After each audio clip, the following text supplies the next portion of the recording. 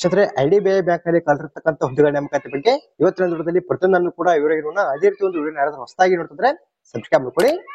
ಈ ಒಂದು IDBI bank ನಲ್ಲಿ ಕಲಿರ್ತಕ್ಕಂಥ ಹುದ್ದೆ ಸಂಬಂಧಪಟ್ಟಂತೆ ಅರ್ಜಿ ಸಲ್ಲಿಸೋದಕ್ಕೆ ಯಾವ ರೀತಿ ಕ್ವಾಲಿಫಿಕೇಶನ್ ಆಗಿರಬೇಕು, ವಯೋಮಿತಿ, ಸೆಲೆಕ್ಷನ್ ಪ್ರೊಸೆಸ್ ಜೊತೆಗೆ ಇನ್ನಿತರ ಮಾಹಿತಿಯ ಬಗ್ಗೆ ಪ್ರತಿಯೊಂದನ್ನು ಕೂಡ ವಿವರಗಳನ್ನ ಇದನ್ನ ಸ್ಕಿಪ್ ಮಾಡದೆ ಕೊನೆ ತನಕ ನೋಡಿ. ಇಲ್ಲಿ ಮೊದಲ ಬಂದ್ಬಿಟ್ಟು ಐಡಿಬಿಐ ಅಂದ್ರೆ ಏನಂತ ನೋಡಿದ್ರೆ ಅಂದ್ರೆ ಒಂದು ಐಡಿಬಿಐ ಲಾಂಗ್ ಫಾರ್ಮ್ ಬಂದ್ಬಿಟ್ಟು industrial development bank of India ಅಂತ ಅರ್ಥ ಆಗಿರುತ್ತೆ. ಇಂದು ಬ್ಯಾಂಕ್ ನಲ್ಲಿ ಕಲಿರ್ತಕ್ಕಂಥದ್ದು ಸಂಬಂಧಪಟ್ಟಂತೆ ಅರ್ಜಿನ ಸಲ್ಲಿಸು ಕೊನೆ ದಿನಾಂಕ ಬಂದ್ಬಿಟ್ಟು 26/2/2024 ತನಕ ನೀವು ಇಲ್ಲಿ ಅಪ್ಲೈ ಮಾಡಬಹುದು. ಇನ್ನ ಒಂದು ಪೇಮೆಂಟ್ ಮಾಡುವ ಕೊನೆ ದಿನಾಂಕ ಕೂಡ 26/2/2024 ತನಕ ನೀವು ಇಲ್ಲಿ ಒಂದು ಪೇಮೆಂಟ್ ಅನ್ನ ಮಾಡಬಹುದಾಗಿರುತ್ತೆ. ಇನ್ನ ಪೇಮೆಂಟ್, ಕ್ವಾಲಿಫಿಕೇಶನ್, ಇನ್ನ ಎಷ್ಟು ಹುದ್ದೆಗಳಂತ ಪ್ರತಿಯೊಂದು ಬಗ್ಗೆ ಕೂಡ ಇವರಿಗೆ ನೋಡ್ತಗೋಣ. ಇಲ್ಲಿ ಡೈರೆಕ್ಟ್ ಆಗಿ ಅವರು ಒಂದು ಜೂನ್ ನ ಆಧಾರದ ಮೇಲೆ ಕೊಟ್ಟಿರ್ತಕ್ಕಂಥದ್ದು. ಇಲ್ಲಿ ನೋಡಿದ್ವು ನಮ್ಮ ಬೆಂಗಳೂರು ಜೂನ್ಗೆ ಸಂಬಂಧಪಟ್ಟಂತೆ ಇಲ್ಲಿ ಮುಂದ್ಗಡೆ ಯಾವ ಒಂದು ರಾಜ್ಯದವರು ಅಪ್ಲೈ ಮಾಡಬಹುದು ಅಂತ ಅವರು ಮೆನ್ಷನ್ ಮಾಡಿದ್ರೆ, ಇಲ್ಲಿ ಬೆಂಗಳೂರು ಜೂನ್ ಅಲ್ಲಿ ಕೇರಳ ಮತ್ತು ಕರ್ನಾಟಕ ಅಂತ ಅವರು ಕೊಡಿದ್ರೆ ಇಲ್ಲಿ ನಮ್ಮ ಕರ್ನಾಟಕ ರಾಜ್ಯದವರು ಕೂಡ ಅಪ್ಲೈ ಮಾಡಬಹುದು. ಇನ್ನ ಯಾವ ಒಂದು ಪ್ಲೇಸ್ ಅಲ್ಲಿ ಒಂದು ಹುದ್ದೆಗಳ ಖಾಲಿ ಅಂದ್ರೆ ಬೆಂಗಳೂರಿನಲ್ಲಿ ಒಂದು ಹುದ್ದೆಗಳ ಖಾಲಿ ಇರ್ತಕ್ಕಂಥದ್ದು. ಒಂದು ಜೂನ್ ನ ಆಧಾರದ ಮೇಲೆ ಅವರು ಸಪರೇಟ್ ಆಗಿ ಇಲ್ಲಿ ಲಿಸ್ಟ್ ಅನ್ನ ಕೊಡಿದ್ರೆ ಇಲ್ಲಿ ಒಂದು ರಾಜ್ಯದ ಆಧಾರದ ಮೇಲೆ ಕೂಡ ಅವರು ಮುಂದ್ಗಡೆ ಇಲ್ಲಿ ಕೊಟ್ಟಿರುವಂತದ್ದು. ಇನ್ನ ಇದಾದ್ಮೇಲೆ ಇಲ್ಲಿ ಕಲಿರ್ತಕ್ಕಂಥ ಹುದ್ದೆ ಸಂಬಂಧಪಟ್ಟಂತೆ ಅರ್ಜಿನ ಸಲ್ಲಿಸಲಿಕ್ಕೆ ಯಾವ ರೀತಿ ಕ್ವಾಲಿಫಿಕೇಶನ್ ಆಗಿರ್ಬೇಕಂದ್ರೆ ಇಲ್ಲಿ ಗ್ರಾಡ್ಯುಯೇಟ್ ಆಗಿರ್ತಕ್ಕಂಥ ಅಭ್ಯರ್ಥಿಗಳ ಅರ್ಜಿನ ಸಲ್ಲಿಸಬಹುದು. ಇಲ್ಲಿ ಕೊಟ್ಟಿರ್ತಕ್ಕಂಥ ಕ್ವಾಲಿಫಿಕೇಶನ್ ಸರಿಯಾಗಿ ಚೆಕ್ ಮಾಡ್ಕೊಳ್ಳಿ. ಇನ್ನು ಒಂದು ವಯೋಮಿತಿ ಬಂದ್ಬಿಟ್ಟು 20 ರಿಂದ 25 ವರ್ಷದ ಹೊರತಕ್ಕಂಥ ಅಭ್ಯರ್ಥಿಗಳು ಅಪ್ಲೈ ಮಾಡಬಹುದು. ಇಲ್ಲಿ ವಯೋಮಿತಿ ಸೆಲೆಕ್ಷನ್ ಕೂಡ ಸಿಗತಕ್ಕಂಥದ್ದು SC ಮತ್ತು ST ಅವರಿಗೆ ಸಂಬಂಧಪಟ್ಟಂತೆ 5 ವರ್ಷ ತನಕ ವಯೋಮಿತಿ ಸೆಲೆಕ್ಟ್ ಸಿಗುತ್ತೆ. ಇನ್ನು OBC ಅಭ್ಯರ್ಥಿ ಸಂಬಂಧಪಟ್ಟಂತೆ ಇಲ್ಲಿ 3 ವರ್ಷ ತನಕ ವಯೋಮಿತಿ ಸೆಲೆಕ್ಟ್ ಸಿಗತಕ್ಕಂಥದ್ದು. ಇನ್ನೊಂದು ಆನ್ಲೈನ್ ಟೆಸ್ಟ್ ಒಂದು ಟೆಂಟೇನು ಡೇಟ್ ಕೂಡ ಅವರು ಇಲ್ಲಿ ಕೆಳಗಡೆ ಕೊಟ್ಟಿರ್ತಕ್ಕಂಥದ್ದು ಮಾರ್ಚ್ 17, 2024 ಒಂದು ಎಕ್ಸಾಮ್ ಇದೆ ಅಂತ ಅವರು ಮೆನ್ಷನ್ ಮಾಡಿದ್ದಾರೆ. ಇಲ್ಲಿ ಕಲಿರ್ತಕ್ಕಂಥ ಒಟ್ಟು ಹುದ್ದೆಗಳ ಸಂಖ್ಯೆ ಬಂದ್ಬಿಟ್ಟು ಅಂದಾಜಾಗಿ ಒಂದು 500 ಹುದ್ದೆಗಳಲ್ಲಿ ಖಾಲಿ ಇರ್ತಕ್ಕಂಥದ್ದು. ಯಾಕಂದ್ರೆ ಇಲ್ಲಿ ಕಲಿರ್ತಕ್ಕಂಥ ಹುದ್ದೆ ಬಂದ್ಬಿಟ್ಟು ಇನ್ನೂ ಹೆಚ್ಚು ಕೂಡ ಆಗ್ಬಹುದು, ಕಡಿಮೆನು ಕೂಡ ಇಲ್ಲಿ ಆಗ್ಬಹುದು. ಅದಕ್ಕೋಸ್ಕರ ಅವರು ಇಲ್ಲಿ ಕೆಳಗಡೆ ಅವರು ಹ್ಯಾಶ್ ಅಂತ ಕೊಟ್ಟು ಒಂದು ಲೈನ್ ಕೂಡ ಇಲ್ಲಿ ಕೊಟ್ಟಿರ್ತಕ್ಕಂಥದ್ದು. ಇಲ್ಲಿ ಕೊಟ್ಟಿರ್ತಕ್ಕಂಥ ಒಂದು ಮಾಹಿತಿ ಬಗ್ಗೆ ಸರಿಯಾಗಿ ಚೆಕ್ ಮಾಡ್ಕೊಳ್ಳಿ.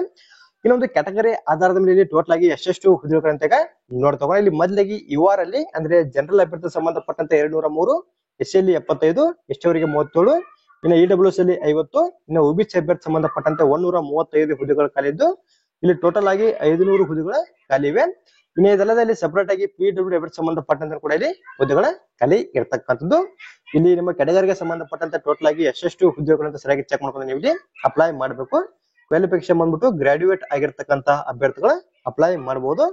ಇನ್ನು ಇಲ್ಲಿ ಒಂದು ಡೇಟ್ಸ್ ಗಳ ಬಗ್ಗೆ ಕೂಡ ಅವರು ಕೊಟ್ಟಿದ್ದಾರೆ. ಇದಕ್ಕೂ ಮುಂಚೆ ಕೂಡ ನಿಮಗೆ ಹೇಳಿದ್ದೀನಿ.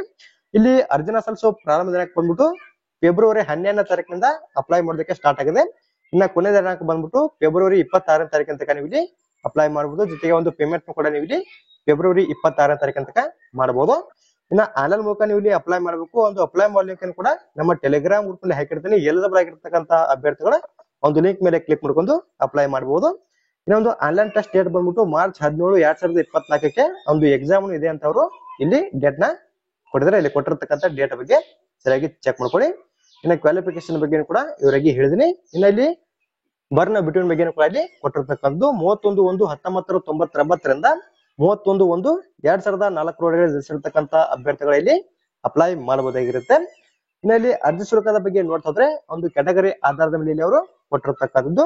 ಇಲ್ಲಿ SC, ST ಮತ್ತು PWD ಅಭ್ಯರ್ಥಿ ಸಂಬಂಧಪಟ್ಟಂತೆ 200 ರೂಪಾಯಿ ಅರ್ಜಿ ಶುಲ್ಕ ಇರುತ್ತೆ. ಇನ್ನು ಇಲ್ಲಿ ಕೊಟ್ಟಿರ್ತಕ್ಕಂತಹ ಅಭ್ಯರ್ಥಿಗಳನ್ನ ಬಿಟ್ಟು ಮಿಕ್ಕಿದ ಎಲ್ಲಾ ಅಭ್ಯರ್ಥಿ ಸಂಬಂಧಪಟ್ಟಂತೆ ಇಲ್ಲಿ 1000 ರೂಪಾಯಿ ಒಂದು ಅರ್ಜಿ ಶುಲ್ಕನು ಕೂಡ ಇಲ್ಲಿ ಇರತಕ್ಕಂಥದ್ದು. ಒಂದು ಅರ್ಜಿ ಶುಲ್ಕವನ್ನು ನೀವು ಇಲ್ಲಿ ಆನ್ಲೈನ್ ಮೂಲಕ ಅರ್ಜಿನ ಸಲ್ಲಿಸುವಾಗಲೇ ಪೇ ಮಾಡಬೇಕಾಗುತ್ತೆ.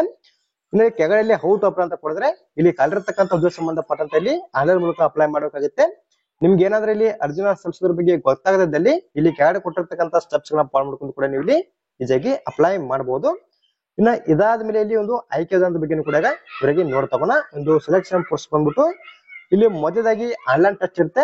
ಒಂದು ಆನ್ಲೈನ್ ಟೆಸ್ಟ್ ಅಲ್ಲಿ ಕ್ವಾಲಿಫೈ ಆದಂತ ಅಭ್ಯರ್ಥಿಗಳಿಗೆ ಇಲ್ಲಿ ಮುಂದಿನ ಹಂತದಲ್ಲಿ ಇಂಟರ್ವ್ಯೂ ಕೂಡ ಇರ್ತಕ್ಕಂಥದ್ದು. ಈ ಒಂದು ಆನ್ಲೈನ್ ಟೆಸ್ಟ್ ಗೆ ಸಂಬಂಧಪಟ್ಟಂತೆ ಯಾವ ರೀತಿ ಸಿಲೆಬಸ್ ಇರುತ್ತೆ, ಎಷ್ಟೆಷ್ಟು ಕ್ವಶನ್ಸ್ ಇರುತ್ತೆ, ಎಷ್ಟೆಷ್ಟು ಮಾರ್ಕ್ಸ್ ಇರುತ್ತೆ, ಇನ್ನೊಂದು ಎಕ್ಸಾಮ್ ಅನ್ನ ಬರೋದಕ್ಕೆ ಎಷ್ಟು ಕಾಲಾವಕಾಶ ಇರ್ತಂತ ಪ್ರತಿಯೊಂದನ್ನು ಕೂಡ ಅವರು ಇವರಿಗೆ ಇಲ್ಲಿ ಕೊಟ್ಟಿರ್ತಕ್ಕಂಥದ್ದು. ಟೋಟಲ್ ಆಗಿ ಒಂದು ಎಕ್ಸಾಮ್ ಅನ್ನ ನೀವು 200 ಮಾರ್ಕ್ಸ್ಗೆ ಬರೀಬೇಕಾಗುತ್ತೆ. ಒಂದು ಎಕ್ಸಾಮ್ ಅನ್ನ ಬರೋದಕ್ಕೆ ಕಾಲಾವಕಾಶ ಬಂದ್ಬಿಟ್ಟು 2 ಗಂಟೆಗಳ ಕಾಲಾವಕಾಶ ನಿಮಗೆ ಇಲ್ಲಿ ಇರತಕ್ಕಂಥದ್ದು. ಇನ್ನೊಂದು ನೆಗೆಟಿವ್ ಮಾರ್ಕಿಂಗ್ ಕೂಡ ಇರುತ್ತೆ. ಯಾವ ರೀತಿ ನೆಗೆಟಿವ್ ಮಾರ್ಕಿಂಗ್ ಇರ್ತಂದ್ರೆ ನಿಮ್ದು ಏನಾದ್ರೂ ಇಲ್ಲಿ ಒಂದು ತಪ್ಪದಲ್ಲಿ 0.25 ಮಾರ್ಕ್ಸ್ ಕಟ್ ಆಗುತ್ತೆ. ಅದೇ ರೀತಿ ನಿಮ್ದು ಇಲ್ಲಿ ಟೋಟಲ್ ಆಗಿ 4 ತಪ್ಪದಲ್ಲಿ ಒಂದು ಸರಿ ಇರತಕ್ಕಂತ ಮಾರ್ಕ್ಸ್ ಕೂಡ ಇಲ್ಲಿ ಕಟ್ ಆಗುವಂತದ್ದು. ನೆಗೆಟಿವ್ ಮಾರ್ಕಿಂಗ್ ಬಂದ್ಬಿಟ್ಟು 1/4 ಇಲ್ಲಿ ನೆಗೆಟಿವ್ ಮಾರ್ಕಿಂಗ್ ಕೂಡ ಇರ್ತಕ್ಕಂಥದ್ದು. ಇನ್ನೊಂದು ಎಕ್ಸಾಮ್ ನಲ್ಲಿ ಕ್ವಾಲಿಫೈ ಆದಂತ ಅಭ್ಯರ್ಥಿಗಳಿಗೆ ಇಲ್ಲಿ ಮುಂದಿನ ಹಂತದಲ್ಲಿ ಇಂಟರ್ವ್ಯೂ ಕೂಡ ಇರ್ತಕ್ಕಂಥದ್ದು. ಇಲ್ಲಿ ನೋಡಿದ್ವಿ ಅದ್ರ ಬಗ್ಗೆನೂ ಕೂಡ ಅವರು ಇಲ್ಲಿ ಕೆಳಗಡೆ ಸಪರೇಟ್ ಆಗಿ ಕೊಟ್ಟಿರುವಂತದ್ದು. ಇಲ್ಲಿ ಕೊಟ್ಟಿರ್ತಕ್ಕಂಥ ಒಂದು ಆಯ್ಕೆ ವಿಧಾನದ ಬಗ್ಗೆ ನೀವು ಇಲ್ಲಿ ಸರಿಯಾಗಿ ಚೆಕ್ ಮಾಡ್ಬೇಕಾಗುತ್ತೆ. ಇನ್ನೊಂದು ಇಂಟರ್ವ್ಯೂಗೆ ಸಂಬಂಧಪಟ್ಟಂತೆ ಇಲ್ಲಿ 100 ಮಾರ್ಕ್ಸ್ ಇರುತ್ತೆ. ಇಲ್ಲಿ ನೀವು ಮುಂದಿನ ಹಂತಕ್ಕೆ ಕ್ವಾಲಿಫೈ ಆಗ್ಬೇಕಂದ್ರೆ ಎಷ್ಟೆಷ್ಟು ಮಾರ್ಕ್ಸ್ ಅನ್ನ ತಗೋಬೇಕಂತ ಕೂಡ ಕೆಳಗಡೆ ಅವರು ಒಂದು ಕ್ಯಾಟಗರಿ ಆಧಾರದ ಮೇಲೆ ಕೊಟ್ಟಿದ್ರೆ ಇಲ್ಲಿ ಕೊಟ್ಟಿರತಕ್ಕಂತ ಒಂದು ಆಯ್ಕೆ ವಿಧಾನದ ಬಗ್ಗೆ ಸರಿಯಾಗಿ ಚೆಕ್ ಮಾಡ್ಕೊಳ್ಳಿ. ಇನ್ನು ನಂತರ ಇಲ್ಲಿ ಒಂದು ಆನ್ಲೈನ್ ಟೆಸ್ಟ್ ಒಂದು ಎಕ್ಸಾಮಿನೇಷನ್ ಸಿಟಿಗಳನ್ನು ಕೂಡ ಕೆಳಗಡೆ ಅವರು ಕೊಟ್ಟಿರತಕ್ಕಂಥದ್ದು. ಇಲ್ಲಿ ಮುಖ್ಯವಾಗಿ ನಮ್ಮ ಕರ್ನಾಟಕ ರಾಜ್ಯದಲ್ಲಿ ಯಾವ ಒಂದು ಸೆಂಟರ್ ಗಳಿವೆ ಅಂತ ನಿಮಗೆ ಇವರಿಗೆ ತಿಳಿಸಿಕೊಡ್ತೀನಿ. ಇಲ್ಲಿ ನೋಡಿ ನೀವು ಈ ಒಂದು ಲೈನ್ ಅಲ್ಲಿ ನಮ್ಮ ಕರ್ನಾಟಕ ರಾಜ್ಯಕ್ಕೆ ಸಂಬಂಧಪಟ್ಟಂತೆ ಯಾವ ಒಂದು ಎಕ್ಸಾಮಿನೇಷನ್ ಸಿಟಿಗಳಿವೆ ಅಂತ ಅವರು ಇಲ್ಲಿ ಕೊಟ್ಟಿರತಕ್ಕಂಥದ್ದು. ಮೊದಲಾಗಿ ಬೆಂಗಳೂರು, ಬೆಳಗಾವಿ ಇದೆ, ಧಾರವಾಡ, ಗುಲ್ಬರ್ಗ, ಹಾಸನ, ಹುಬ್ಬಳ್ಳಿ, ಮಂಗಳೂರು, ಮೈಸೂರು, ಶಿವಮೊಗ್ಗ ಮತ್ತೆ ಉಡುಪಿಯಲ್ಲಿ ಒಂದು ಎಕ್ಸಾಮಿನೇಷನ್ ಸೆಂಟರ್ ಅವರು ಕೊಟ್ಟಿದ್ದೀವಿ ಅಂತ ಲಿಸ್ಟ್ ಕೂಡ ಕೊಡಿದ್ರೆ ನೀವು ಇಲ್ಲಿ ಅಪ್ಲೈ ಮಾಡುವಾಗ ನಿಮ್ಗೆ ನಿಯರೆಸ್ಟ್ ಆಗಿರತಕ್ಕಂತ ಒಂದು ಸಿಟಿಯನ್ನು ಕೂಡ ನೀವು ಇಲ್ಲಿ ಚೂಸ್ ಮಾಡ್ಕೋಬಹುದು. ಇನ್ನೊಂದು IDBI ಬ್ಯಾಂಕ್ ನಲ್ಲಿ ಕಾಲಿರ್ತಕ್ಕಂಥ ಹುದ್ದೆ ಸಂಬಂಧಪಟ್ಟಂತೆ ಇಲ್ಲಿ ಯಾರೆಲ್ಲ ಅರ್ಜಿನ ಸಲ್ಲಿಸಬೇಕಂತ ಅನ್ಕೊಂಡಿರ್ತಾರಲ್ಲ, ಈ ಒಂದು ನೋಟಿಫಿಕೇಶನ್ ಕೊಟ್ಟಿರ್ತಕ್ಕಂಥ ಪ್ರತಿಯೊಂದು ಮಾಹಿತಿನೂ ಕೂಡ ಸರಿಯಾಗಿ ಓದ್ಕೊಂಡು ನೀವು ಇಲ್ಲಿ ಅಪ್ಲೈ ಮಾಡಬೇಕಾಗುತ್ತೆ. ಇನ್ನೊಂದು IDBI ಬ್ಯಾಂಕ್ ನಲ್ಲಿ ಕಾಲಿರ್ತಕ್ಕಂಥ ಹುದ್ದೆ ಬಂದ್ಬಿಟ್ಟು ಗೌರ್ಮೆಂಟ್ ಅಥವಾ ಪ್ರೈವೇಟ್ ಹುದ್ದೆಗಳು ಅಂತ ನೀವು ಇಲ್ಲಿ ಕೇಳಬಹುದು. ಇಲ್ಲಿ ಕಾಲಿರ್ತಕ್ಕಂಥ ಹುದ್ದೆ ಬಂದ್ಬಿಟ್ಟು ಖಾಸಗಿ ಅಥವಾ ಪ್ರೈವೇಟ್ ಹುದ್ದೆಗಳಾಗಿರುತ್ತೆ. ಇನ್ನೊಂದು ಅಪ್ಲೈ ಮಾಡೋ ಲಿಂಕ್ ಆಗಲಿ ಮತ್ತೆ ಒಂದು ನೋಟಿಫಿಕೇಶನ್ ಆಗಲಿ ಎರಡನ್ನು ಕೂಡ ನಮ್ಮ ಟೆಲಿಗ್ರಾಮ್ ಗ್ರೂಪ್ ನಲ್ಲಿ ಹಾಕಿರ್ತೀನಿ. ಎಲಿಜಿಬಲ್ ಆಗಿರ್ತಕ್ಕಂಥ ಅಭ್ಯರ್ಥಿಗಳು ಆ ಒಂದು ಲಿಂಕ್ ಮೇಲೆ ಕ್ಲಿಕ್ ಮಾಡ್ಕೊಂಡು ಅಪ್ಲೈ ಮಾಡಿ. ಇನ್ನು ಲಾಸ್ಟ್ ಡೇಟ್ ಬಂದ್ಬಿಟ್ಟು 26/2/2024 ತನಕ ನೀವು ಇಲ್ಲಿ ಅಪ್ಲೈ ಮಾಡಬಹುದಾಗಿರುತ್ತೆ. ಅದೇ ರೀತಿ ಒಂದು ಮಾಹಿತಿ ತಪ್ಪಿಸಲಿ ನಮ್ಮ ಚಾನಲ್ ಸಬ್ಸ್ಕ್ರೈಬ್ ಕೂಡ ಲೈಕ್ ಮಾಡಿ, ನಿಮ್ಮ ಸ್ನೇಹಿತರು ಕೂಡ ಶೇರ್ ಮಾಡಿ, ಅವರು ಕೂಡ ಒಂದು ಅರ್ಜಿನ ಸಲ್ಲಿಸಲಿ. ಅದೇ ರೀತಿ ಮತ್ತೆ ಮುಂದುವರಿಲಿ. Thanks for watching.